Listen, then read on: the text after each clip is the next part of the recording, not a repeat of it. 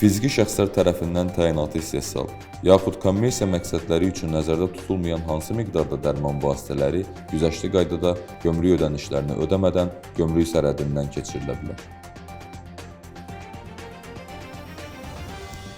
Azərbaycan Respublikası Nazirlər Kabinetinin 14 oktyabr 2013-cü il tarixli 305 nömrəli qərarı ilə təsdiq edilən fiziki şəxslər tərəfindən istehsal, yaxud kommersiya məqsədləri üçün nəzərdə tutulmayan malların gömrük sərhədindən keçirilməsinin güzəştli və sadələşdirilmiş qaydalarının 2.1.7-ci bəndinə müvafiq olaraq Azərbaycan Respublikasında dövlət qeydiyyatından keçməyən dərman vasitələri də daxil olmaqla, şəxsi istifadə üçün zəruri olan miqdarda dərman vasitələri güzəştli qaydada gömrük sərhədindən keçirilə bilər.